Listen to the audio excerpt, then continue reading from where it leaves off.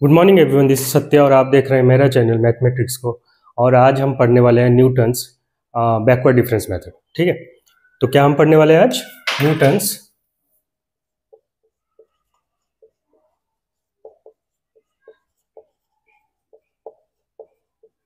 Backward difference या backward interpolation rule.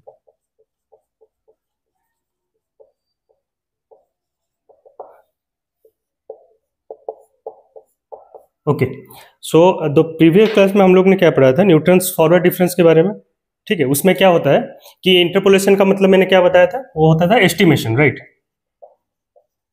Estimation. तो उसमें क्या करते थे हम लोग कि हमारे पास अगर कुछ डाटा दिया हुआ है तो हम उसका जो वैल्यू निकाल के, जो जैसे जो नेबुला ऑपरेटर या डेल्टा ऑपरेटर हम लोग यूज करके हम लोग जो एस्टिमेशन, मान लीजिए कि 5 वैल्यू दिया हुआ है, लेट सपोज एक्स और वाई का वैल्यू दिया हुआ है 1 2 3 4 5 और वाई का वैल्यू लेट सपोज है 5 6 7 8 9, कोई भी वैल्यू है। तो मान लीजिए कि 7 का वैल्यू या 8 का वैल्यू किसी का पूछा होगा, जैसे वाई ऑफ 7 या फिर वाई ऑफ 8 पूछा होगा, तो वो वैल्यू कितना होगा वो हम निकाल देते थे। कैसे? क्योंकि एस्टिमेशन मेथड था। मान लीजिए कि ऐसा करके हम रख रहे हैं, तो मान लीजिए इतना अगर रीजन का दिया हुआ है तो मैं ये रीजन का भी निकाल सकता हूँ। ठीक है, तो वो होता था हम लोग का Newton's forward difference. Backward difference भी एग्जैक्टली सेम है, बस डिफरेंस ये है कि उसमें क्या होता था कि हम लोग जो याद है, जो मैं ये वाला जो डायगोनल वाला वैल्यू लेता था, जैसे ठीक है ऐसा करके जैसे लेते थे, तो इधर आपको क्या करना पड़ेगा, इधर आपको क्या है कि ये नीचे से वैल्यू लेना पड़ेगा। ठीक है, बैकवर्ड डिफरेंस में मैं बता देता हूँ कैसा करना है। फॉर्मूला में थोड़ा सा चेंजेस है, फॉर्मूला में चेंजेस भी क्यों है वो भी मैं बता देता हूँ। जैसे कि मान लीजिए मैं पहला क्वेश्चन करता हूँ, लॉजिक वाइज कुछ समझना नहीं है, बस फॉर्मूला में थोड़ा सा चेंजेस है। ठीक है, तो क्या चेंजेस है? मान लीजिए पहला जो क्वेश्चन दिया हुआ है,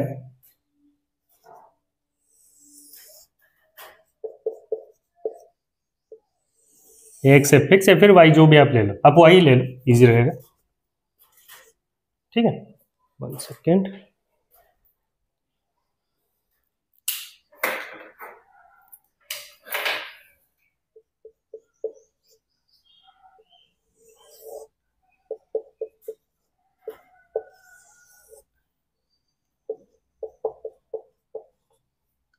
ठीक है, वही सेम क्वेश्चन लेता हूं जो पिछले बार मैंने लिया था, 1891, 1901, 1911, 1921, 1931। ठीक है, ये दिया हुआ है और डाटा कुछ ऐसा है 46, 66, 81, 93 और 101। ठीक है, डाटा ये सब दिया हुआ है, तो 5 डाटा है तो हमारे पास 4 जाएगा।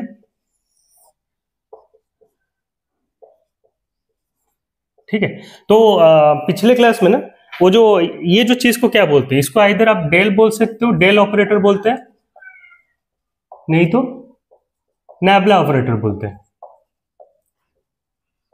और ये जो टू द पावर 4 या टू द पावर 3 लिखा हुआ है, ये एक्चुअली वो चीज नहीं है। इसको बोला जाता है, जैसे मान लीजिए इसको डेल क्यू 3 या फिर नेबुला क्यू 3 लिखें तो थर्ड ऑर्डर डिफरेंशियल। ठीक है, third order differential, this is fourth order differential, तो ऐसा करके लिखा जाता है।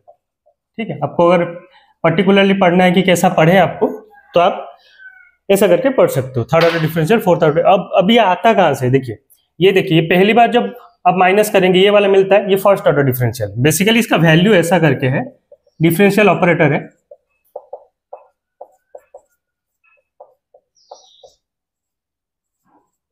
ठीक है, इसका मतलब वो है फर्स्ट ऑर्डर डिफरेंशियल, और ये वेक्टर वेक्टर डिफरेंशियल है, लेकिन इधर तो स्केलर वेक्टर वाला कॉन्सेप्ट है नहीं, तो डिफरेंशियल बस यूज हो रहा है इसका। अच्छा, तो बेसिकली मैं क्या बोल रहा था कि 46, 60 से ऐसा करके दिया हुआ है ट्रेंड, तो बैकवर्ड इंटरपोलेशन से करना है। तो पहला काम है, जो टेबल दिया है उसको तो हम निकाल देते हैं, तो ये माइनस होगा, तो this is 20, this is minus, sorry this is 15, this is 12 and this is 8। ठीक है, अच्छा, तो ये हो जाएगा फिर -5, दिस इज -3, दिस इज -4। ठीक है, ये हो जाएगा 2, ये हो जाएगा -1 और ये हो जाएगा -3। ठीक है। अच्छा, तो बैकवर्ड इंटरपोलेशन में मैंने क्या बताया था, ये वाला को हमको लेना है। अच्छा, क्वेश्चन किसका पूछा है वो पहले देख लेते हैं। क्वेश्चन पूछा है 1925 का, तो y का वैल्यू एट 1925 कितना है, या फिर पॉपुलेशन एट 1925 कितना है। ठीक है, ये पूछा गया हमको क्वेश्चन। तो 1925 कहाँ पे आता है, 1925 आता है इधर, राइट। अगर मान लीजिए कि इधर कहीं पे डाटा होता है तो एग्जैक्टली उसके पिछले वाला ये वाला वैल्यू लेके करते हैं। ठीक है। अच्छा, मान लीजिए कि 1910 दिया होगा तो ये वाला वैल्यू इधर, तो मैं ये वाला लूंगा, तो मेरे पास ऑपरेटर क्या क्या बचेगा, मेरे पास ऑपरेटर बचेगा ये, इसको लेके मुझे करना पड़ेगा। ठीक है, जितना ज्यादा लोगे उतना। अभी ये फॉर्मूला में चेंजेस है, कुछ कुछ फॉर्मूला में क्या चेंजेस है कि y का वैल्यू दिया हुआ है yn plus p del yn p into p minus 1 by 2 del square y1 plus p into p minus 1, sorry p plus 1 p plus 2 by 3 factorial, इधर ये 2 factorial, this is 1 factorial, right. तो del Q Y N plus p plus 1 p plus 2 p plus 3 by 4 factorial del 4 y n. ठीक है, ये समझ में आ गया ये कहाँ से आ रहा है, कैसा आ रहा है। ठीक। अच्छा, तो अब जो हम यूज कर रहे हैं इसको कहाँ से कैसे करके हम यूज कर रहे हैं।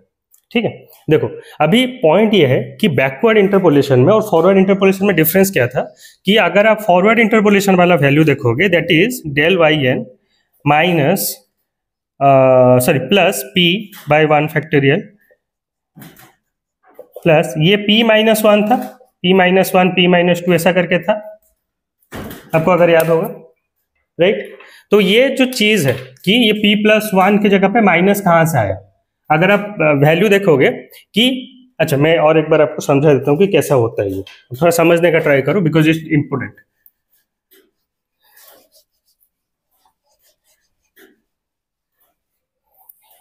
पहले हम p का वैल्यू देखते हैं। p का वैल्यू क्या होता है, मतलब x is equals to X N P H. ठीक है, एक्स एन पी एच, तो p का जो वैल्यू है वो होता है x minus X N by H. ठीक है, अगर ये जो बैकवर्ड इंटरपोलेशन में अगर आप देखोगे p का वैल्यू हमेशा नेगेटिव में आता है। ठीक है, अगर ये मतलब कॉन्स्टेंटली इंक्रीजिंग वाला ग्राफ है, ये बढ़ते बढ़ते जा रहे हैं, तो p का वैल्यू आएगा नेगेटिव। ठीक है, क्योंकि वैल्यू कम है ना। अगर मान लीजिए मैं 1931 ले रहा हूं, ये 1925 वाला है, तो मेरा x 1925, तो 1925 माइनस 1931 बाय ये 10 साल का गैप का है, तो माइनस 0.6 इज द p, पीछे वाला वैल्यू जो लेते हैं हम लोग, राइट। जहां पे जब हम फॉरवर्ड इंटरपोलेशन में आगे वाला जो वैल्यू लेते हैं, मान लीजिए कि कुछ भी है, तो उसमें क्या होता है कि एक्सएन जो होता है ये वाला वैल्यू बड़ा होता है। लेट्स सपोज प्रीवियस क्वेश्चन में 1895 में ऐसा कुछ दिया हुआ था, तो 1895 minus 1891 by 10 is equal 4 by 0.4 करके कुछ p आया था, आपको याद होगा ये वाला क्वेश्चन का। ठीक है, तो इसमें आप अगर देखेंगे तो ये वैल्यू आ रहा है नेगेटिव, ये वैल्यू आ रहा है पॉजिटिव। ठीक है, और जो आपका जो मेन वैल्यू है, मेजर वैल्यू है, मतलब y में मान लीजिए कि ये वाला वैल्यू कितने दिया, 101। ठीक है, और पहला जो वैल्यू है that is Y N only, मतलब क्या हो जाएगा कि 101 प्लस p का वैल्यू क्या है माइनस 0.6 बाय 1 फैक्टोरियल, और डेल्टा वाई एन का वैल्यू जो भी है 8। ठीक है, जो डेल्टा वाई एन का जो वैल्यू है वो अभी अगर आप देखोगे कि ये 100 से, ये 101 से ये माइनस हो रहा है, छोटा वैल्यू निकल रहा है, राइट। 101 से माइनस हो रहा है जो मेजर वैल्यू है, क्योंकि क्या है कि बाकी ये तो पॉइंट में आएगा हमेशा, राइट। ये पॉइंट में आएगा, ये उससे बड़ा वैल्यू आएगा जो भी करके। ठीक है, ये हमेशा पॉइंट में वैल्यू आएगा, और ये जो भी आएगा ये वैल्यू घटते घटते जाएगा, क्योंकि दीज आर पॉइंट्स वैल्यूज। ठीक है, अच्छा तो ये माइनस होगा, माइनस 0.6 प्लस 1, फिर ऐसा करके घटते घटते जाएगा। तो ये जो बैकवर्ड इंटरपोलेशन में जो मेजर वैल्यू है, इधर ये प्लस है, इधर ये माइनस है, तो दोनों में इसीलिए वो चेंजेस दिया गया है। ठीक है, अच्छा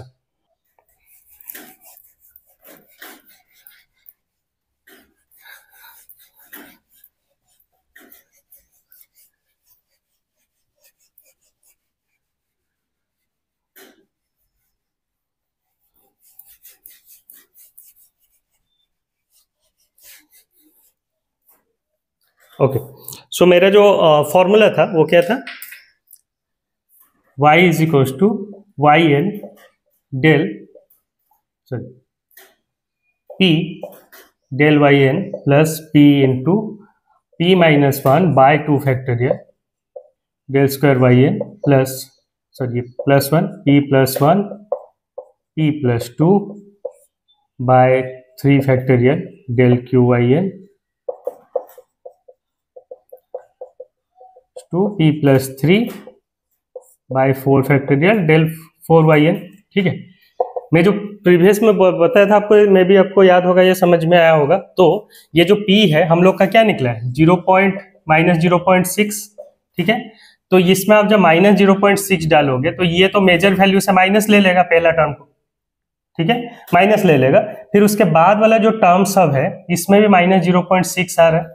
तो ये हमेशा मान लीजिए कि माइनस में हो तो ये पूरा वैल्यू हमेशा पॉजिटिव में निकलेगा।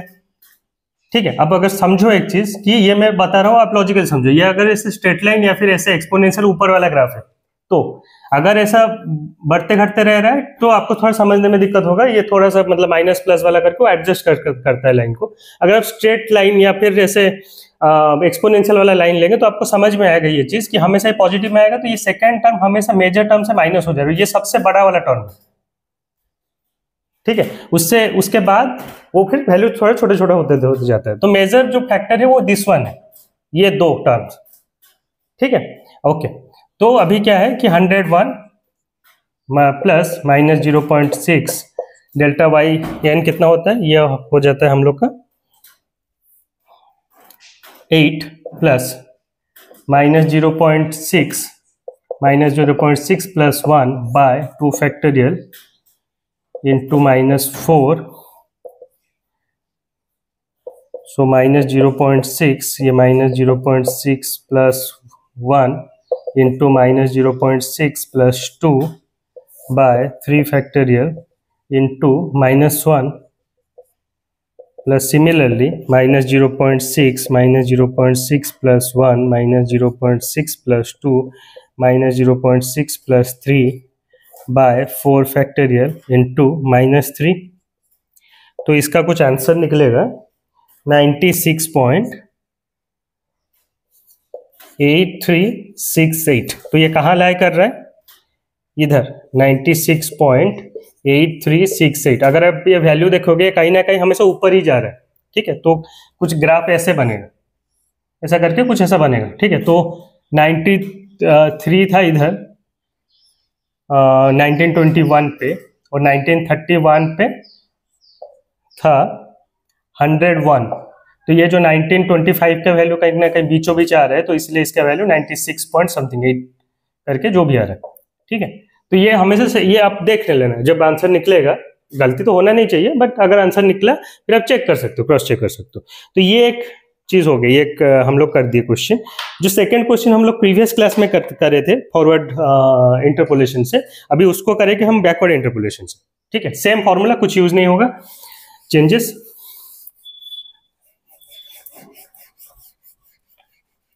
ये फॉर्मूला में रखे रहता हूं।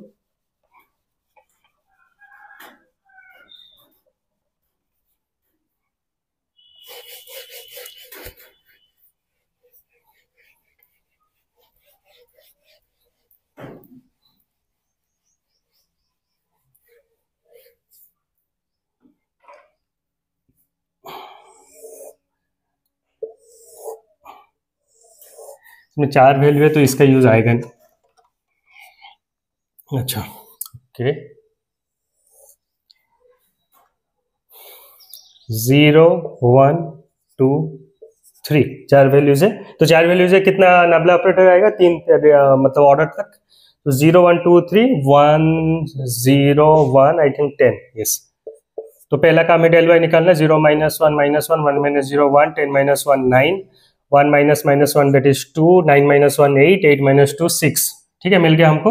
और ये थर्ड टर्म भी मतलब नहीं चाहिए, थर्ड फैक्टोरियल वाला टर्म, फोर्थ फैक्टोरियल वाला टर्म, जितना हमारे पास रहेगा हम वही निकालेंगे। अच्छा, तो पूछा किसका गया है, पूछा गया है y@4 कितना है। ठीक है, तो y@4 कितना है, तो हम कैसे निकालेंगे, जैसे उसमें क्या करा था, 0 और -1 पे दिया था डाटा, 0 से 1 तक था। फॉरवर्ड इंटरपोलेशन में हमने बैक वाला डाटा निकाला था। इसमें बैकवर्ड इंटरपोलेशन से हम फिर उसके आगे वाला डाटा निकाल के 4 का पूछा है वो, ठीक है। तो हम वही वाला वैल्यू लेंगे 3 से, तो ये हो जाएगा 3 प्लस हमारे फॉर्मूला क्या है, x = xn प्लस ph, ठीक है। तो h = x - xn divided by ये p डिवाइडेड बाय h, तो ये हो गया 4 - 3 बाय h = 1, तो ये p निकल गया हम लोग का 1, ठीक है। अच्छा, तो p1 निकल गया, तो p का वैल्यू हम डालेंगे, डेल्टा yn कितना है, डेल्टा yn है 9 प्लस p का वैल्यू फिर 1 × 2/2, डेल स्क्वायर yn कितना है 8 प्लस 1 × 2 × 3/3 फैक्टोरियल, और ये डेल्टा ये है q है 6, ठीक है। तो ये 2 कट गया, ये 3 फैक्टोरियल ऊपर को मैंने काट दिया, तो 3 + 9 + 8 + 6, ठीक है। Why I am taking 3, this is 10, Y का वैल्यू लेना है, तो 10 + 9 + 8 + 6, 19 + 6 25, 8 33 हो गया आंसर। तो 4 का वैल्यू कितना है 33, इजी है, सेम ही चीज है, बस फॉर्मूला में थोड़ा सा चेंजेस है, और क्यों चेंजेस है मैं बता दिया, ठीक है। वो क्योंकि वो पहला जो ऑपरेटर लेंगे तो p का वैल्यू के ऊपर बहुत ज्यादा डिपेंड करता है, p या फर्स्ट टर्म सेकंड टर्म अगर लेके चलो तो p के वैल्यू पे बहुत डिपेंड करता है। अगर मान लीजिए p का वैल्यू माइनस में आया, ठीक है, आप ये भी बोल सकते हो कि माइनस में आया, डेल्टा वाई का वैल्यू भी तो माइनस में आ सकता है, सेकंड टर्म उसको कवर अप करने के लिए है, तो आपको वो चीज का टेंशन नहीं लेना, ठीक है, ये आप अपने आप कवर कर लेता है। बट आप मान के चलो कि क्यों ये p हमेशा ये पहले वाला जो p मैटर करता है सबसे ज्यादा, ये तो फॉरवर्ड इंटरपोलेशन में भी वही था, बैकवर्ड इंटरपोलेशन में भी वही है, ठीक है। बट बस p के वैल्यू चेंजेस आ रहे हैं, p के वैल्यू क्यों चेंजेस आ रहा है, फॉरवर्ड इंटरपोलेशन में आप जब करते हो तो मोस्टली आप फॉरवर्ड वाला डाटा लेके करते हो, तो इसलिए p का वैल्यू पॉजिटिव आता है उसमें, तो जो बेस वाला वैल्यू है उससे एडिशन होता है, मेजर जो फैक्टर है। जो सेकंड वाला मतलब बैकवर्ड इंटरपोलेशन में करते हो तो पिछले वाला डाटा कुछ लेते हो, तो जब पिछले वाला डाटा लेते हो तो x का वैल्यू ऑब्वियसली मतलब छोटे से बड़ा माइनस होगा, तो p का वैल्यू माइनस में आता है, ठीक है। तो सेकंड जो इटरेशन में वो माइनस में चले जाता है, तो मेजर वैल्यू से छोटा वैल्यू आता है। फिर मान लीजिए कि अगर मतलब माइनस प्लस करके वो सेकंड थर्ड टर्म उसका एडजस्ट करने के लिए है, ठीक है। तो होप आपको ये ये वाला फॉर्मूला समझ में आया होगा, basically same as Newton forward interpolation method. अगर मेरा आज का लेक्चर आपको अच्छा लगा तो प्लीज चैनल को लाइक शेयर एंड सब्सक्राइब कीजिए। Thank you so much.